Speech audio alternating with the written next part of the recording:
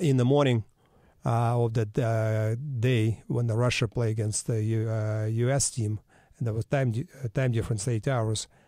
And in the morning, I was getting in line for breakfast in a hotel, and somebody said Russia lost like 4-3 to the States, and the game's supposed to be showing like 7 o'clock at night, but we didn't, because nobody. It wasn't a live feed, yeah. It wasn't a live feed, yeah. Nobody told us about like that, and somebody said like I couldn't believe it.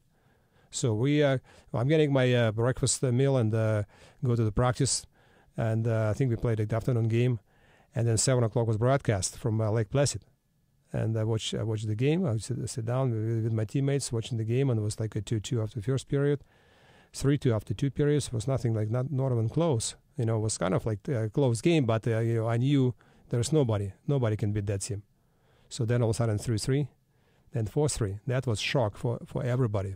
And that was when you saw that, and you see that the young players from the States beating that the one of the best ever teams been put together for the Soviet team, and it was we couldn't believe it.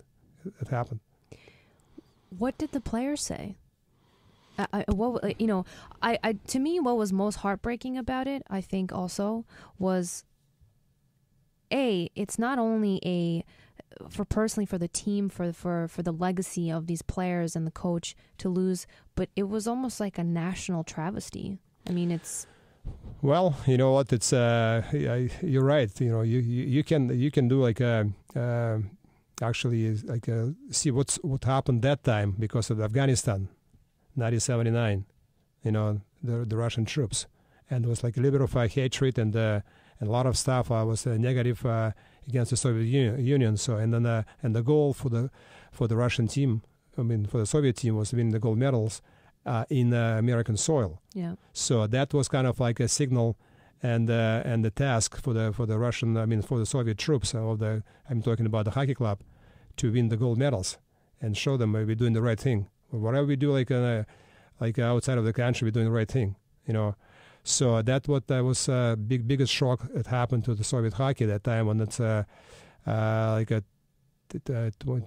20-year-old guys, like 20, 22, 19 years old guys, beat amateur college players, beat the legendary club, which is like a month ago, beat like NHL All-Star team in New York and Challenge Cup. Yeah. 6-0.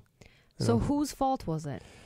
Well, you know what, it's you can't really point the finger, but in anybody, because I would say not the fault maybe, but the biggest mistake was made after first period when the Tretiak was pulled. When after that Mark Johnson goal scored in about 1 or 2 seconds to go in the first period. And that was Tikhonov's choice to pull him. He sent a kind of a message to Herb Brooks.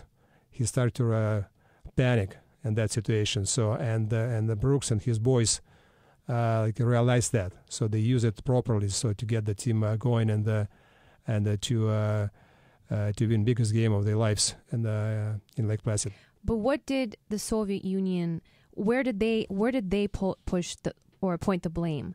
Because obviously Tikhonov, coming from a KGB background, I'm sure he had to be accountable to somebody back in the Soviet Union. Did he own up to his mistake, or did he still point fingers at the players? You know what? It's to me, I don't think it's going to be fair to talk about that, because I wasn't there, and I was actually close to make that team, but I was too young, and I was playing for a different club, and as you know my story. So, but at the same time, the players who were there, and now they start talking after how many years now? 34 years. So they start talking about that mistake. The players who were there. So they were quiet, and Tikhonov was quiet. Tikhonov was blamed the players. They didn't show up. They didn't play well, but eventually a mistake was made by him, pulling the Tretiak. So that what happened, like in that at the biggest game of the Olympics, and so now like everybody realized like this is like one of the biggest mistakes happened to the Soviet hockey, and that was in Lake Placid, and and the players suffering from that, because that after that I would say maybe 6 or 8 or 10 guys were gone from the team because of that expectations, and plus they didn't win the gold medals.